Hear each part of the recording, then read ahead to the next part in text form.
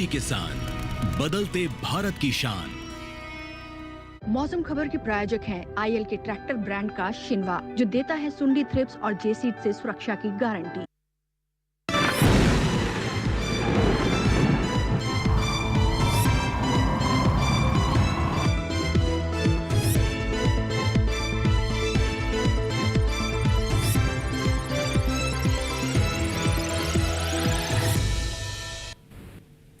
नमस्कार, आप देख रहे हैं दूरदर्शन किसान। मौसम खबर में आप सभी का स्वागत है। मैं हूं आपके साथ मोनालिसा। मौसम खबर में बताएंगे आपको आने वाले दिनों में कहां होगी बारिश, कहां रहेगा मौसम साफ, वायु की गुणवत्ता का हाल भी जानेंगे। लेकिन बड़ी खबरों पर आइए पहले नजर डाल लेते हैं। देखते हैं मौसम से जुड़ी हुई 5 बड़ी खबरें इस वक्त क्या है। असम की सबसे पहले बात कर रहे हैं। कहीं कहीं गरज के साथ भारी बारिश के आसार असम में बनते हुए नजर आ रहे हैं।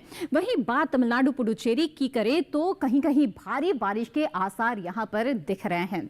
आगे बढ़ते हैं, रुक करते हैं दक्षिण आंतरिक कर्नाटक का। यहां पर कहीं कहीं भारी बारिश की संभावना बनती हुई नजर आ रही है। इसके अलावा अगर केरल की बात करें तो कहीं कहीं गरज के साथ तेज हवाएं चल सकती हैं और भारी बारिश का भी साथ में अनुमान जताया गया है। वहीं लक्षद्वीप में तटीय इलाकों में हलचल रहेंगे। मछुआरों को यहां पर सतर्क रहने की जरूरत है। तो ये तो हुई मौसम से जुड़ी हुई 5 बड़ी खबरें और अब मौसम अलर्ट पर नजर डाल लेते हैं। भारत मौसम विज्ञान विभाग के अनुसार जो जानकारी हमें मिल रही है उसके आधार पर आपको बता दें देश के वो कौन से हिस्से हैं जहां पर मौसम के आधार पर आपको नजर बनाए रखने की जरूरत है। कोई खास चेतावनी नहीं है, लेकिन कुछ इलाके ऐसे हैं जहां पर भारी बारिश हो सकती है, तेज हवाएं चल सकती है। जैसे पूर्वोत्तर का क्षेत्र है, यहां पर कई जगहों पर भारी बारिश के आसार है, नजर बनाकर रखें। तेज हवाएं भी चल सकती है। वहीं पूर्वी भारत में झारखंड और गांगे पश्चिम बंगाल और पूर्वी उत्तर प्रदेश में भी कई जगहों पर तेज हवाएं चल सकती हैं। साथ ही भारी बारिश के भी आसार है, यहां पर भी आपको नजर बनाए रखने की जरूरत है। दक्षिण भारत के ये हिस्से हैं जहां पर तेज हवाएं चल सकती है। तेलंगाना, तटीय आंध्र प्रदेश, रायलसीमा, तमिलनाडु, पुडुचेरी और केरल, साथ ही दक्षिण आंतरिक कर्नाटक, तो यहां पर नजर बनाकर रखिए। साथ ही मध्य महाराष्ट्र और कोंकण गोवा की बात करें तो यहां पर भी कई जगहों पर तेज हवाएं चल सकती है और बारिश के भी आसार हैं, तो नजर बनाए रखने की जरूरत है।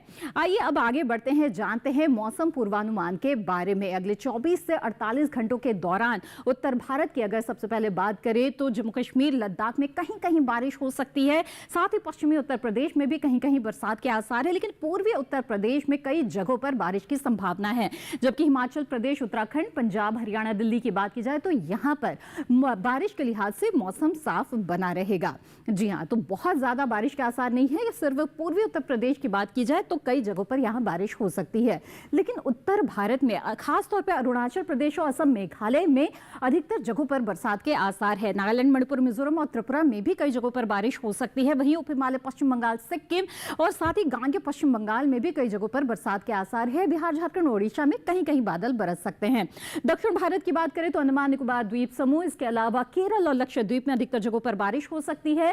वहीं पर तटीय आंध्र प्रदेश और उत्तरी आंतरिक कर्नाटक में कई जगहों पर बरसात के आसार है। तो दक्षिण आंतरिक कर्नाटक, तमिलनाडु, पुडुचेरी और तटीय कर्नाटक में भी कई हिस्सों में बारिश हो सकती है। आगे बढ़ते हैं, बता दें आपको कि खास तौर पर जो मध्य भारत का हिस्सा है, यहां पर पूर्वी मध्य प्रदेश में, विदर्भ में कहीं कहीं बारिश हो सकती है। छत्तीसगढ़ के अलावा मराठवाड़ा, मध्य महाराष्ट्र और कोंकण गोवा में भी कहीं कहीं बरसात के आसार है। लेकिन राजस्थान, पश्चिमी मध्य प्रदेश में बारिश के लिहाज से मौसम साफ रहेगा। साथ ही गुजरात, सौराष्ट्र और कच्छ में भी बारिश के लिहाज से मौसम साफ रहेगा। जानते हैं अब मौसम की चाल के बारे में, यानी कि पिछले 24 घंटों के दौरान कैसा रहा मिजाज। तो उत्तर भारत के कई हिस्सों में बरसात दर्ज की गई। जम्मू कश्मीर, लद्दाख, हिमाचल प्रदेश, उत्तराखंड, इसके साथ ही पंजाब, हरियाणा, दिल्ली और पश्चिमी और पूर्वी उत्तर प्रदेश में भी बादल बरसे हैं पिछले 24 घंटों के दौरान। पूर्वी राजस्थान में भी कुछ हिस्सों में बरसात दर्ज की गई है, खासतौर पर पिछले 24 घंटों की अगर बात की जाए तो उत्तर भारत के कुछ हिस्सों में बारिश दर्ज हुई है। इसके अलावा बिहार, झारखंड, ओडिशा में भी कई जगहों पर बादल बरसे हैं। गांगे पश्चिम बंगाल, उप हिमालय, पश्चिम बंगाल और सिक्किम में भी बरसात हुई है। अरुणाचल प्रदेश, असम, मेघालय, नागालैंड, मणिपुर, मिजोरम और त्रिपुरा में भी कुछ जगहों पर बारिश दर्ज की गई है पिछले 24 घंटों के दौरान। आइए आगे बढ़ते हैं और जान लेते हैं दक्षिण भारत के बारे में। अंडमान निकोबार द्वीप समूह, लक्षद्वीप के अलावा तेलंगाना, तटीय आंध्र प्रदेश में कई जगहों पर बारिश हुई है। रायलसीमा, तमिलनाडु, पुडुचेरी में भी बादल बरसे हैं। इसके अलावा अगर कर्नाटक की बात की जाए तो यहां पर भी उत्तरी दक्षिण आंतरिक कर्नाटक और तटीय कर्नाटक में भी बादल बरसे हैं। केरल में भी बारिश दर्ज की गई है पिछले 24 घंटों के दौरान। आगे बढ़ते हैं, पूर्वी पश्चिमी मध्य प्रदेश की बात कर लेते हैं, जहां पर बारिश दर्ज की गई है। छत्तीसगढ़ और विदर्भ में भी बरसात दर्ज हुई है पिछले 24 घंटों के दौरान। इसके अलावा कुंकड़गुआ, मध्य महाराष्ट्र, मराठवाड़ा में भी बादल बरसे हैं और गुजरात में भी बरसात दर्ज हुई है पिछले 24 घंटों के दौरान। तो देश के वो हिस्से जहां पर पिछले 24 घंटों के दौरान बारिश दर्ज की गई। इसके अलावा और भी मौसम से जुड़ी हुई जानकारियां हम आपके लिए लेकर आएंगे, लेकिन फिलहाल मौसम खबर में वक्त हो चला है एक छोटे से ब्रेक का। बने रहें हमारे साथ।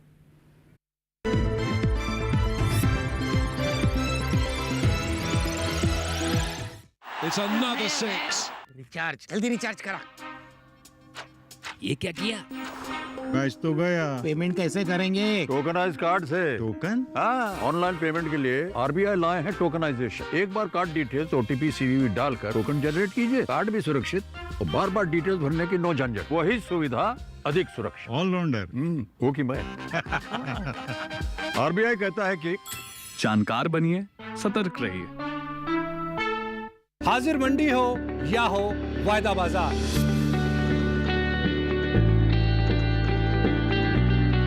विदेशी बाजार या हो घरेलू बाजार, हर फसल के कारोबार का पूरा लेखा जोखा, पूरा वही खाता।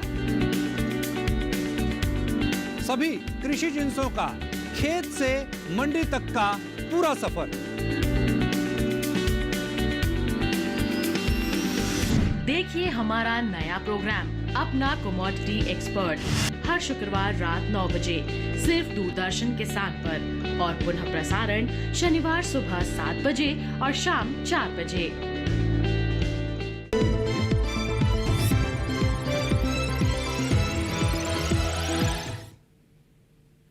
ब्रेक के बाद आप सभी का फिर से स्वागत है। आप देख रहे हैं मौसम खबर। आइए मौसम खबर में आगे बढ़ते हैं और तापमान की स्थिति के बारे में जान लेते हैं। देश के कई हिस्से हैं जहां पर तापमान में सामान्य से बढ़ोतरी दिख रही है तो कहीं गिरावट भी दर्ज की जा रही है। और ऐसे में पहले जान लेते हैं कि अधिकतम तापमान का क्या हाल चल रहा है। तो जम्मू कश्मीर, लद्दाख की खासतौर पर बात करें तो सामान्य से 3.1 से 5 डिग्री सेल्सियस ज्यादा अधिकतम तापमान यहाँ पर दर्ज किया गया, यानी कि दिन के तापमान में इस जगह पर इस वक्त बढ़ोतरी दिख रही है। आगे बढ़ते हैं। बता दें अरुणाचल प्रदेश, असम, मेघालय, नागालैंड, मणिपुर, मिजोरम और त्रिपुरा में सामान्य से 5.1 डिग्री सेल्सियस कम अधिकतम तापमान दर्ज किया गया। साथ ही बिहार में भी इसी तरह की स्थितियां रही है और यहां पर भी गिरावट दर्ज की गई है अधिकतम तापमान में। आगे बढ़ते हैं और उप हिमालय, पश्चिम बंगाल, सिक्किम, साथ ही अगर गांगे पश्चिम बंगाल की बात की जाए तो यहां पर 1.6 से 3 डिग्री सेल्सियस सामान्य से कम अधिकतम तापमान दर्ज किया गया। आगे बढ़ते हैं और बात करते हैं अब तटीय आंध्र प्रदेश की। तो यहां पर सामान्य से 3.1 से 5 डिग्री सेल्सियस ज्यादा मापा गया है अधिकतम तापमान, यानी कि दिन के तापमान में यहां पर भी बढ़ोतरी दिख रही है। और मैदानी इलाकों में सबसे ज्यादा तापमान पश्चिमी राजस्थान के गंगानगर में 39 डिग्री सेल्सियस दर्ज किया गया। अब आइए जानते हैं न्यूनतम तापमान की स्थिति के बारे में। तो जम्मू कश्मीर, लद्दाख और साथ ही उत्तराखंड में न्यूनतम तापमान सामान्य से 1.6 से 3 डिग्री सेल्सियस ज्यादा मापा गया है। तो न्यूनतम तापमान में यानी कि रात के तापमान में बढ़ोतरी यहां पर दिख रही है। इसके साथ ही अब रुख करेंगे हम हरियाणा, दिल्ली का और साथ ही आपको बता दें पश्चिमी और पूर्वी राजस्थान की बात की जाए तो सामान्य से 1.6 से 3 डिग्री सेल्सियस ज्यादा न्यूनतम तापमान यहां पर रहा है, यानी कि रात के तापमान में कुछ बढ़ोतरी यहां पर दिख रही है। साथ ही बात करते हैं बिहार, पूर्वी उत्तर प्रदेश की, साथ ही पश्चिमी उत्तर प्रदेश की। तो यहां पर सामान्य से 1.6 से 3 डिग्री सेल्सियस ज्यादा न्यूनतम तापमान रहा। रात के तापमान में यहां पर भी बढ़ोतरी इस वक्त दिख रही है। आगे बढ़ते हैं और बता दें आपको असम, मेघालय के बारे में, जहां पर सामान्य से 1.6 से 3 डिग्री सेल्सियस कम न्यूनतम तापमान दर्ज किया गया। साथ ही गांगे पश्चिम बंगाल में भी इसी तरह के हालात नजर आए और यहां पर भी तापमान में गिरावट रही। इसके अलावा पश्चिमी और पूर्वी मध्य प्रदेश में सामान्य से 1.6 से 3 डिग्री सेल्सियस ज्यादा न्यूनतम तापमान रहा। छत्तीसगढ़ में भी इसी तरह की स्थितियां रही। और इसके अलावा अब बात करते हैं हम सबसे कम तापमान की। मैदानी इलाकों में तो पश्चिमी मध्य प्रदेश के धार में और दिल्ली रिज में 19.5 डिग्री सेल्सियस न्यूनतम तापमान दर्ज किया गया है। तो जाना आपने सबसे ज्यादा और सबसे कम तापमान मैदानी हिस्सों में खासतौर पे कहां पर रहा। आइए अब जान लेते हैं देश के तमाम अहम शहरों के बारे में और देखते हैं कि यहां पर तापमान की क्या स्थिति दर्ज की गई।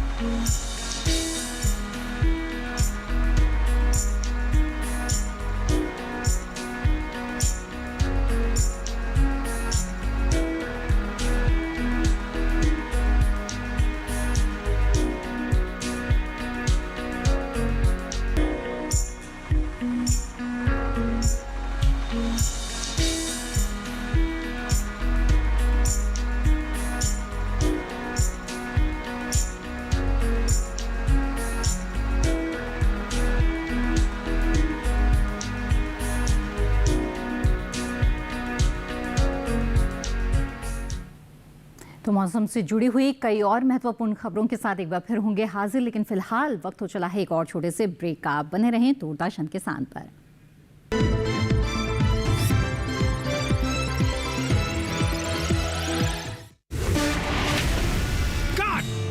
सुरक्षा की गारंटी हर चीज में जरूरी है, चाहे वो मुश्किल स्टंट हो या अच्छी फसल। इसीलिए ले आइए IIL के ट्रैक्टर ब्रांड का शिनवा, जो देता है सुंडी और ट्रिप से सुरक्षा की गारंटी। ये जो हमारी बंजर भूमि थी, जब कभी बारिश नहीं हुई, अकाल पड़ गया, खाने का टोटा पड़ जाता था कि अब हम क्या खाएंगे। भारत की इस फार्म लेडी ने रेगिस्तान के बंजर हिस्से में बगीचा लगाने का निर्णय लिया था। जेवर बेच दिए, अपनी भैंस बेच दी, मेरे पति बीमार हो गए। परिस्थितियों के आगे कभी घुटने ना टेकना एक कर्मठ और जुझारू व्यक्तित्व की महिला। एप्पल सिर्फ जम्मू में होता है, कश्मीर में होता है, अपने यहाँ रेगिस्तान में नहीं हो सकता। भारत की इस फार्म लेडी ने 3 सालों के अपने अथक परिश्रम और धैर्य से जो बाग लगाया था, अब उसमें फल आने की बारी थी। क्या उम्मीदों से भरी भारत की फार्म लेडी अपने प्रयासों के नतीजों के लिए तैयार थी? मिलते हैं भारत की फार्म लेडी संतोष खेदर से। भारत की फार्म लेडी देखिए रविवार 6 अक्टूबर रात 8 बजे सिर्फ DD किसान पर।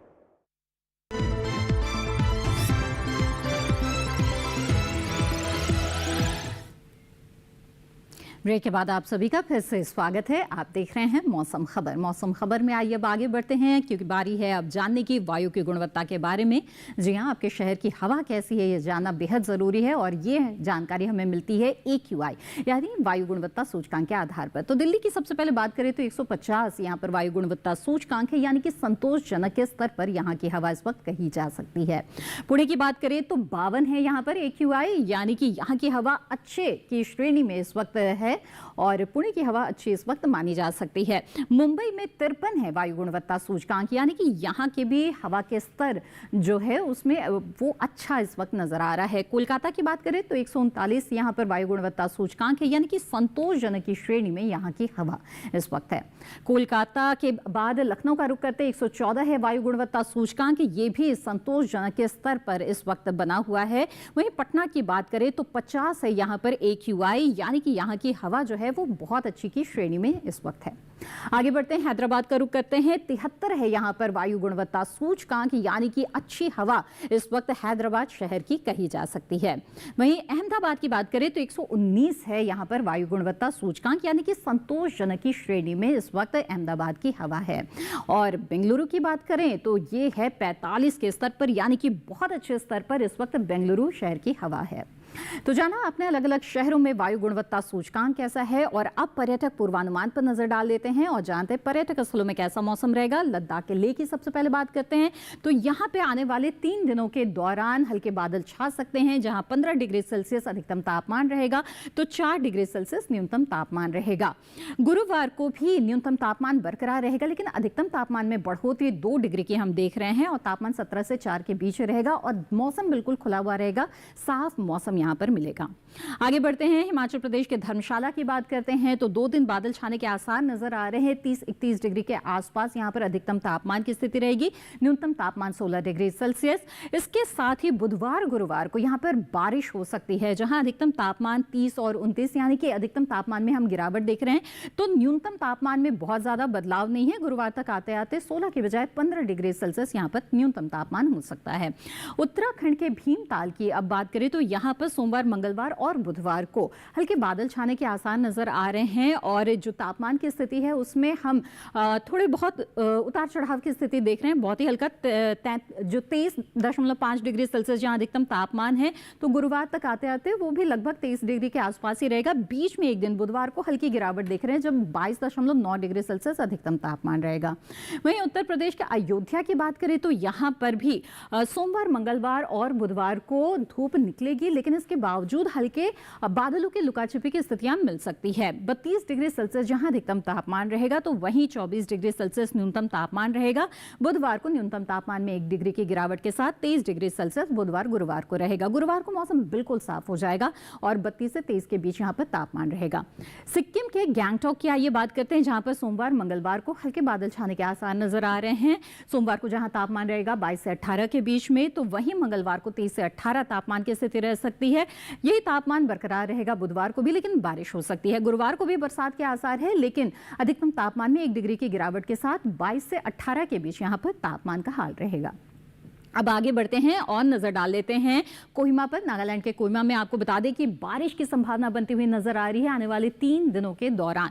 तो सोमवार मंगलवार और बुधवार को 25 डिग्री सेल्सियस अधिकतम तापमान रहेगा, तो 16 डिग्री सेल्सियस न्यूनतम तापमान रहेगा। ये तापमान अगले दिन यानी कि गुरुवार को भी बरकरार रहेगा, लेकिन यहाँ पर धूप निकलेगी, हल्के बादल भी छाए हुए रह सकते हैं।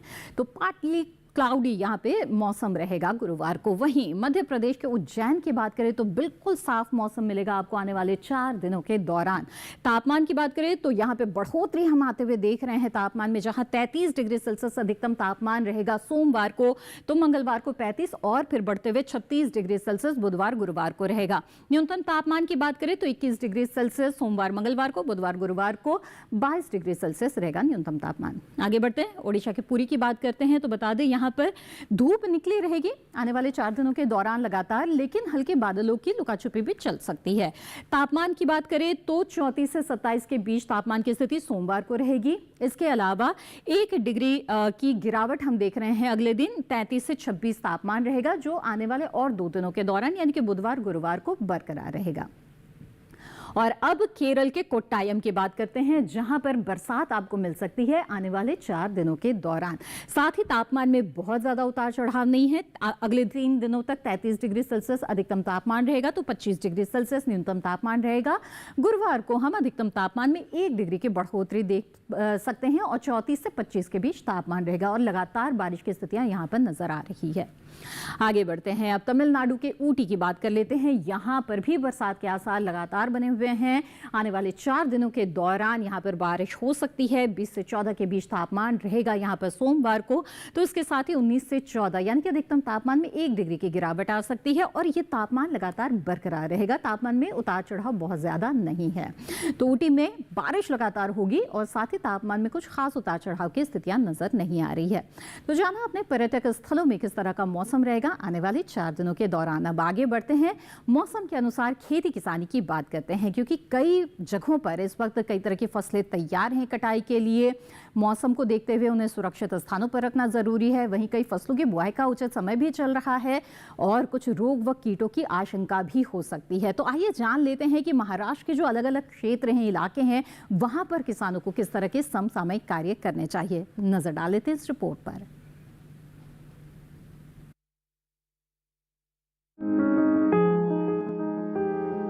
कोंकण में इस समय जल्दी तैयार होने वाली धान की किस्मों की कटाई कर लें और कटाई के बाद फसल को किसी सुरक्षित जगह पर रखें। इसके साथ ही यहाँ मध्यम और देर से तैयार होने वाले धान के खेतों में 5 सेंटीमीटर जल स्तर बनाए रखें। कोंकण में ही इस समय हल्दी के खेतों में निराई गुड़ाई जैसे काम करें। यहीं मूंगफली में टिक्का रोग की निगरानी करते रहें। वहीं मध्य महाराष्ट्र के किसान इस समय धान के खेतों में 10 सेंटीमीटर जल स्तर बनाए रखें। इसके साथ ही यहाँ के किसान अभी सोयाबीन, मक्का और बाजरे की कटाई के अलावा प्याज और मूंगफली की खुदाई जारी रखें। मध्य महाराष्ट्र में ही इस समय मिट्टी में नमी को ध्यान में रखते हुए रबी कुसुम, ज्वार और वर्षा आधारित काबुली चने की बुआई करें। इसके अलावा यहाँ ये समय प्याज की नर्सरी लगाने के लिए भी उपयुक्त है। मराठवाड़ा की बात करें तो यहाँ इस समय तैयार सोयाबीन, ज्वार और बाजरा की कटाई और गहाई जारी रखें। इसके साथ ही यहाँ इस समय कुसुम और वर्षा आधारित काबुली चने की बुआई करें। मराठवाड़ा के किसान इस समय चीकू के बागों में निराई गुड़ाई जैसे काम करें। यहीं अगर अनार के बागों में फल गिरने की समस्या दिखाई दे तो किसान कृषि वैज्ञानिकों की सलाह से जरूरी दवाओं का छिड़काव करें। वहीं विदर्भ में तैयार खरीफ सोयाबीन, मक्का और ज्वार की कटाई जारी रखें। यहीं धान में दाना भरने की अवस्था में 5 से 7 सेंटीमीटर जल स्तर बनाए रखें। विदर्भ में ही इस समय हल्दी के खेतों में सुरक्षात्मक सिंचाई करें। यहीं 30 से 40 दिन पुराने खरीफ प्याज के पौधों की रोपाई करें। विदर्भ के किसान इस समय वर्षा आधारित कुसुम, अलसी, काबुली चना और रबी ज्वार की बुआई कर सकते हैं।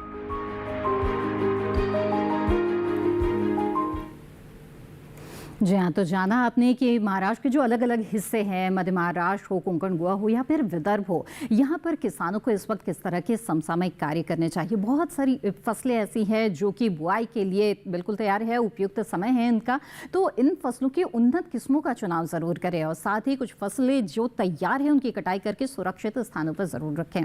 आइए आगे बढ़ते हैं, अब बात करते हैं आज की फसल की, जो कि है पालक। जी हाँ, हरी पत्ती के रूप में इसे काफ़ी पसंद किया जाता है और इसकी खेती देश के लगभग तमाम हिस्सों में की जाती है।